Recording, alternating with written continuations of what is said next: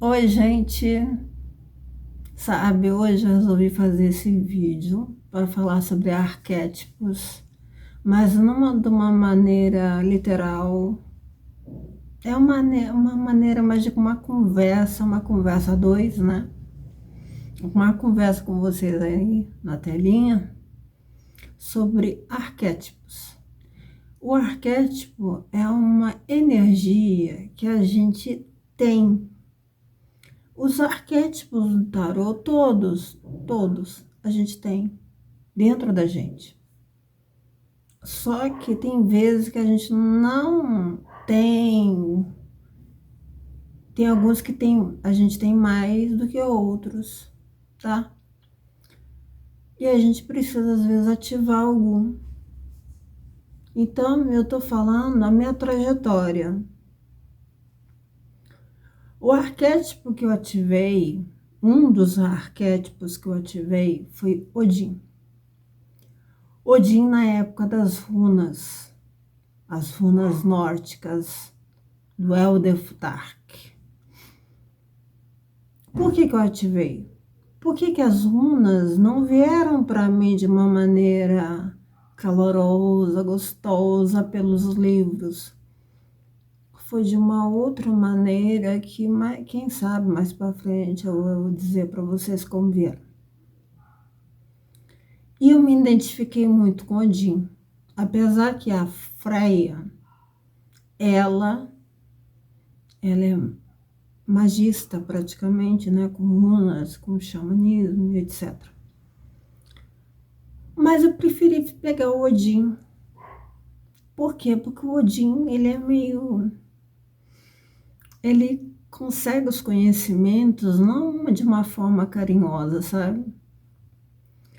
Os conhecimentos ele adquiriu perdendo um olho. As runas vieram depois de um sacrifício muito grande que ele fez. Ficou tipo pendurado, de cabeça para baixo, amarrado numa árvore. Ficou vários dias sem comer, sem beber, literalmente ferido, quase morto, quando elas vieram para ele. Então, eu, de curiosidade, ativei o arquétipo de Odin. Foi muito bom para mim, agradeço muito. Ele me deu uma coragem muito forte, uma determinação de ir para frente, fazer acontecer, né? Mas ao mesmo tempo, ele trouxe no meu campo, acho que eu fiquei mesmo, ele trouxe no meu campo um magnetismo, porque é um líder, gente. É um líder de comando. Então ele me trouxe um magnetismo de briga, né? De competição. Eu não queria briga, gente, eu não quero. Mas ele me trouxe um magnetismo de competição. Então apareceu muita gente que joga runa na época. Eu não sei se o plural de rumenal é rumenais, né? Se estiver errado, por favor, me corrija. Mas eu encontrei muita gente que jogava runa de Elderftark. A gente ficava horas e horas jogando runa. Que até essa aqui, ó, essa carta aqui, me lembra muito dessa época. Inclusive, as minhas runas, as minhas primeiras runas, são dados feitos de maneira, feito por dois homens carpinteiros, porque eu não quis comprar pela internet. Então, são runas de carpinteiro que eu própria desenhei. Depois eu tive runas de semente, runas de pedra. Mais para frente, eu adquiri runas de cartas que você vê aí no canal, né? Tem aquela preta que eu uso. porque fica mais, o visual fica mais atraente. Mas eu chamei muitos humanais para jogar. Não sei por quê. É porque o campo magnético seu muda. Você acha que não muda, mas seu campo magnético muda. Ele atrai. Então, ele atraiu para mim o quê? Competição. E foi muito bom. Foi muito bom. Porque eu levei um pouco na brincadeira.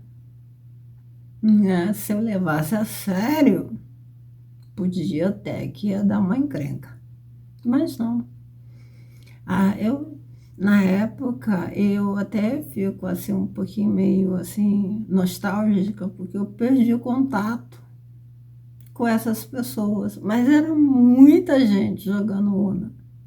Eu acho que eu nunca vi tanta gente jogando Uno num canal.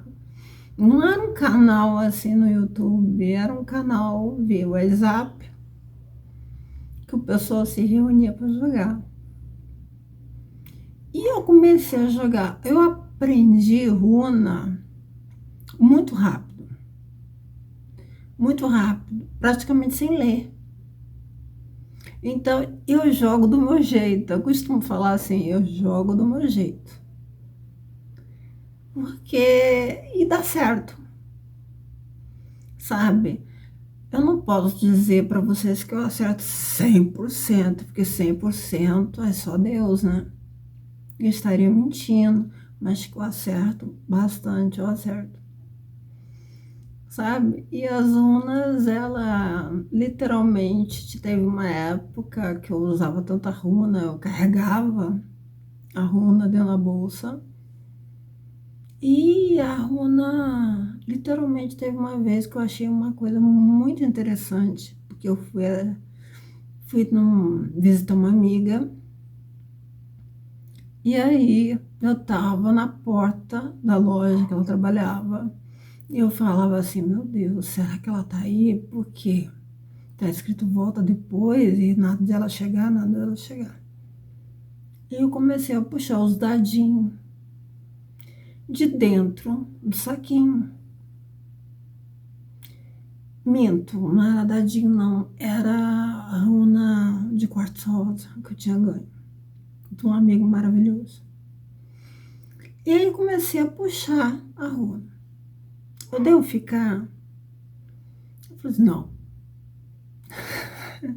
E eu, muito cabeça dura, falava assim, mas eu vou ficar, mas devo mesmo? Eu dizia, vai acontecer alguma coisa, não é para ficar. E eu, mais uma vez, depois de um tempo, de novo, lá vai puxar. Até que teve uma hora que literalmente ela falou assim, vaza, sai fora, cai fora, já era para ter saído, vai embora. Aí eu fui e fiquei com aquela coisa na cabeça, né? Como é que foi, falou tão assim, bem descaradamente, né? Vai embora, sai, já deu. Aí tá, passado um tempo, eu voltei lá, aí eu falei o que tinha acontecido.